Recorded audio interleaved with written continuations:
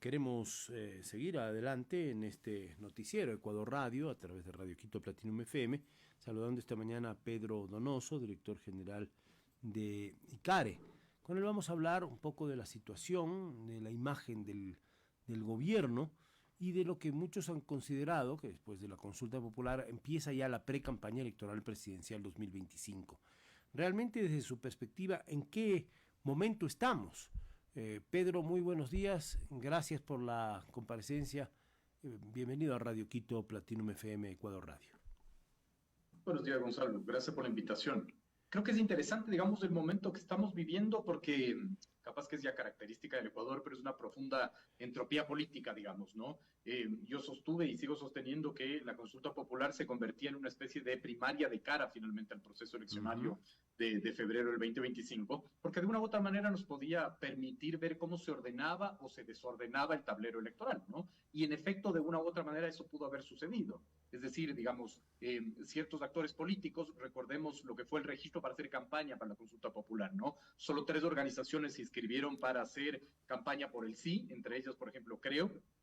Una sola tienda política se registró para hacer campaña por el no, fue Pachacutic, y de ahí varias organizaciones para hacer campaña por el no en ciertas preguntas, ¿no? Ahora la gran pregunta es cómo se va a capitalizar lo que sucedió en el tablero, ¿no? Es súper interesante porque además la narrativa jugaba a que todos ganaron. Entonces uno regresaba a ver, muy común en la política, ¿no? Uno regresaba a ver a un actor político y te decía, yo gané porque la pregunta que yo auspicié, digamos, perdió. El gobierno hablaba de una goleada, etcétera.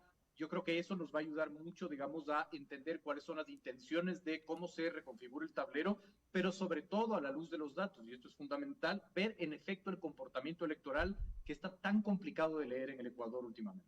Sí, esto es un tema importante lo que acaba de tocar Pedro. Es cierto que cuando hay un proceso electoral todos tratan de alcanzar, aunque sea en términos de opinión pública, del discurso, pequeñas victorias. Tanto que incluso el gobierno se quiso desprender de preguntas que había formulado, las 2 preguntas en que triunfó el no, del tema de la inversión extranjera y el trabajo por horas. Pero finalmente todos sabemos que el proponente fue el presidente de la República. Sin embargo, los temas que tienen que ver con seguridad, extradición, en fin, cambios en los juzgados constitucionales, tuvieron una votación importante. Y por otro lado, quienes sostuvieron el no para el tema salarial, también para el tema de inversión extranjera, muchos de ellos, no todos, estaban también por el no en conjunto a todas las preguntas. Entonces, sí, ganaron en 2, pero también podríamos decir que perdieron en 2. Siempre hay matices importantes. ¿Cómo la ciudadanía percibe y desagrega esos matices?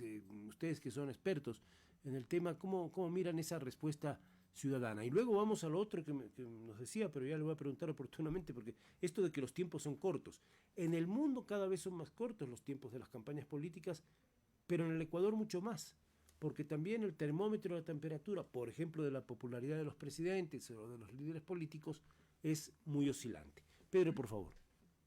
Pero es complejo, digamos, medir específicamente la reacción de la ciudadanía, pero para nosotros que intentamos leer con evidencia científica los procesos eleccionarios, siempre en las elecciones te dan mucho material, no solo para entender el ámbito de la política partidista, sino para entender el comportamiento social en general. Y, por ejemplo, vamos a las cifras, ¿no? Perfiles de Opinión hizo una encuesta reciente, del 4, el 5 y el 6 de mayo, en Quito y Guayaquil, que arroja resultados muy interesantes, específicamente en el post-elecciones. Y toma, digamos, 3 preguntas como ejemplo del comportamiento eleccionario, ¿no es cierto? La primera, que tiene que ver con el tema de las Fuerzas Armadas, pero yo me quiero enfocar en el tema del trabajo por horas y en el tema del arbitraje.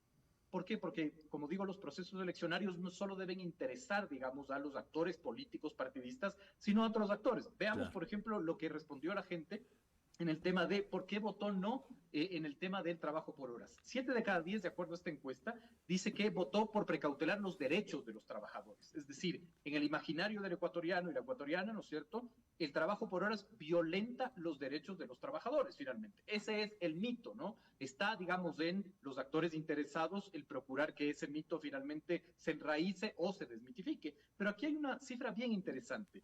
9.20% afirmó haber votado no por rechazo a las cámaras empresariales, por ejemplo.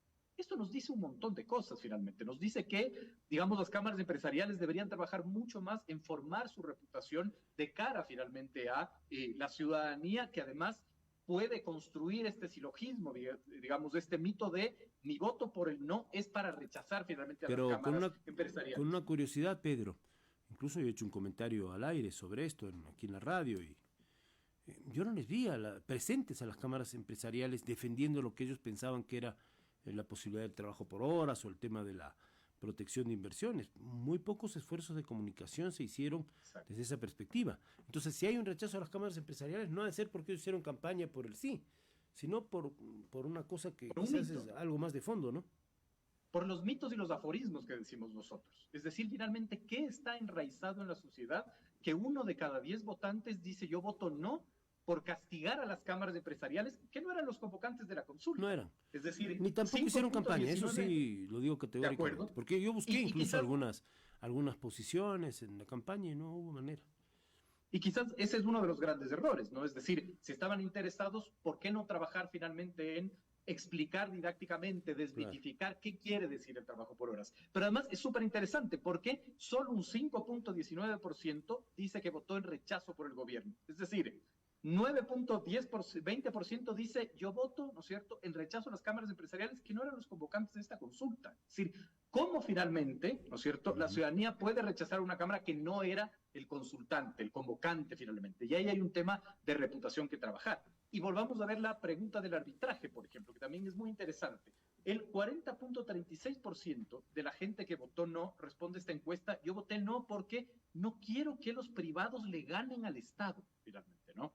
Es decir, ahí hay mucho que trabajar, ahí hay mucho que didácticamente, ¿no es cierto?, explicar a la ciudadanía qué involucra un arbitraje, Pero qué Pedro, tal vez pasa es que durante muchos años en esta supuesta dicotomía Estado-mercado hemos puesto a los dos elementos como contradictores, esa polarización que no necesariamente es sana. A lo mejor lo que se requiere es un Estado fuerte, con normas claras, pero también una actividad privada, digamos, dinámica e importante, porque si no, el Estado solo, ya vemos los países donde el Estado solo gobierna y manda y mueve la economía y mueve todo. Entonces tampoco esa es una solución. Yo estoy interpretando nada más para que Pedro lo comente. No, y es correcta su interpretación en mi criterio, finalmente, ¿no? Es lo que nosotros, en el libro que lanzamos hace 2 años, llamamos Sí. los actores políticos periféricos, digamos, ¿no? Muchas veces las cámaras empresariales, los empresarios dicen, no, yo no me meto, no voy a hacer campaña porque yo no soy un actor político. Ese es un error. Y hay que de una u otra manera establecer estrategias de desmitificación y de desmonte de los aforismos de por qué los arbitrajes están tan mal vistos. ¿Por qué está mal visto que una empresa privada le gane al Estado? En teoría sería lógico porque el Estado somos todos, pero si una empresa privada acude a un arbitraje internacional quiere decir que algo sucedió, porque el Estado maneja finalmente el Ejecutivo, pero también el Judicial. Es decir, es lógico que tenga que haber un tercero. Claro, Pero además más en el allá de país eso, no hay seguridad jurídica, ¿no? Eso ya se sabe.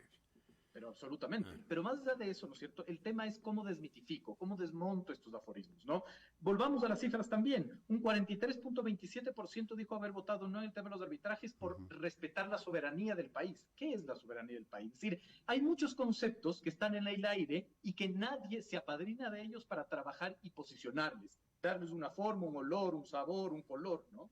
Solo un 8.97% afirmó haber votado no en el tema de arbitraje por rechazo al gobierno. Es decir, un gobierno que es el convocante de la consulta, ¿no es cierto?, que tiene muy pocos votos de rechazo finalmente a sus propuestas, a pesar de que sus propuestas perdieron.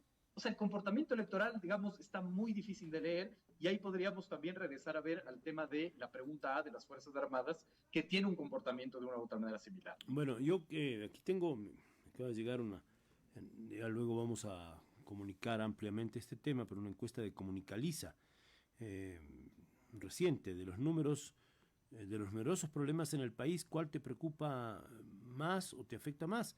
Y sigue la inseguridad con un 30%, le sigue la falta de empleo con 17%, la situación económica con 15%. Esto es muy decidor.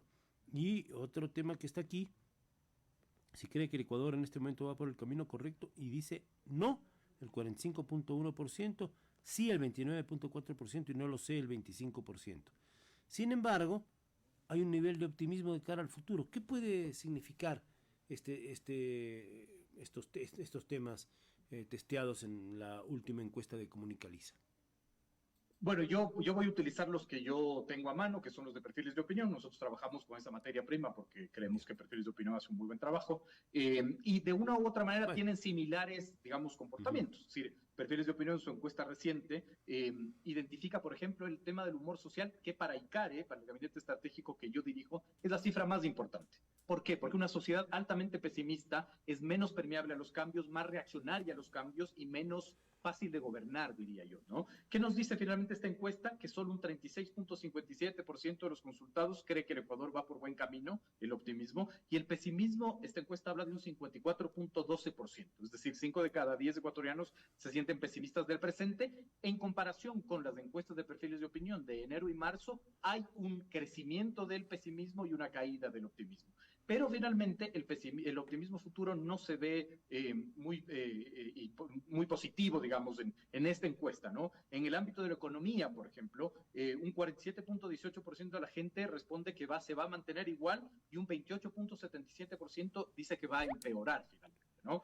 El desempleo, un 33.30% dice que va a aumentar y un 43.93% que se va a mantener igual.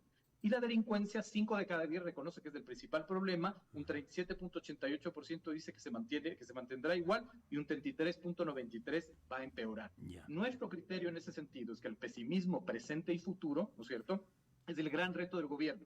Más allá de la valoración y la credibilidad de Noboa, finalmente, yo creo que esto es lo más importante, porque, como le decía, es muy difícil gobernar una sociedad profundamente pesimista. Yo creo que ahí empiezan, digamos, a ver los problemas. Eso le pasó factura a Lazo, ¿no? De acuerdo a perfiles de opinión, en promedio, en el 2023, 9 de cada 10 ecuatorianos se sentían pesimistas del presente. Ya, en los últimos meses, y por las cercanías de los procesos electorales, por la novedad del nuevo gobierno, hemos tenido distintas charlas con algunos investigadores, ¿no? Con, bueno, Santiago Pérez, con Paulina Recalde, con Polibio Córdoba, con Francis Romero, también con Álvaro Marchante de Comunicaliza. Con todos ellos hemos ido viendo y algo que, independientemente del detalle de cada uno de los números, algo que yo veo en el conjunto es esta oscilación. De repente la imagen del gobierno se alza, a la semana siguiente puede perder tantos puntos, puede volver a alzarse. Es decir, eso que es el humor social y que es de algún modo cómo reacciona la gente ante cada cosa, podemos hablar, qué sé yo, el tema de la Embajada de México, los apagones o en un momento determinado un golpe contra la delincuencia, van haciendo que esa línea sea muy oscilante. Y retomo el tema que le decía antes, esto de los tiempos políticos en el Ecuador que se acortan, que en el mundo se están acortando por el vértigo de las redes sociales, de todo lo que tiene que ver las tecnologías de la información, pero que en el Ecuador son mucho más cortos esos tiempos políticos. Alguien que hoy, va a decir cualquier cosa, ¿no? Un candidato A gane directo en primera vuelta, a lo mejor en 2 semanas ya desaparece del mapa, ¿no? A ver, Pedro. Lo que usted plantea, Gonzalo, es cierto, pero además está dificultando mucho leer el comportamiento social, no solo el comportamiento electoral, porque además, digamos, los estallidos de los sucesos son inmediatos, ¿no? Por ejemplo, digamos, hablaba con varios encuestadores en la semana de la consulta popular, ¿verdad? En donde tenían, digamos, en campo gente levantando información y tuvieron que retirarla porque no estaba en la boleta una pregunta de los apagones, porque los apagones surgieron en Claro, 48 horas, ¿no? claro, claro, claro. Medir el comportamiento político electoral es muy complejo, primero en un país en donde tiene finalmente procesos eleccionarios muy seguidos. Yo no satanizo aquello, digamos, es una discusión, digamos, que yo puedo tener, que yo tengo con mis colegas, pero más allá de eso... Bueno, pues es la realidad de sí, los procesos electorales seguidos, ¿no? en Independientemente el, de que pensemos que es bueno o es malo, pero eso Totalmente de no acuerdo. sucede. En el Ecuador, digamos, desde el regreso a la democracia, en promedio tenemos una consulta popular cada 2 años y una reforma tributaria cada 2 años, ¿no? Es decir, es como muy complejo, ¿no es cierto?, determinar ese comportamiento, pero además hay comportamientos que son, que nos están evidenciando que es difícil de leer lo que está sucediendo. Yo, por ejemplo, planteo con cifras de perfiles de opinión de la última encuesta, ¿no es cierto? Este es un gobierno que está enfrentando una crisis energética no importa la culpa o la responsabilidad que alguien tenga, etcétera, ¿verdad? Pero claro, la reacción de la ciudadanía debería ser más virulenta si es que nosotros tomamos el ejemplo de los 90 y los 2000 en el Ecuador, finalmente, ¿no? Que por menos cosas, ¿no es cierto?, la sociedad reclamaba. En cambio, de acuerdo a la encuesta, 6 de cada 10 ecuatorianos consultados dicen que el gobierno ha manejado muy mal la crisis energética, pero 4 de cada 10 dicen que ha manejado de manera muy positiva la crisis energética. Esos 4 de cada 10 son como... Es muy difícil de leer aquello, ¿no? El tema, por ejemplo, de la Embajada de México, que en el círculo rojo de los que hablamos de política, de los que vemos noticias, de los que estamos en redes, ¿no es cierto?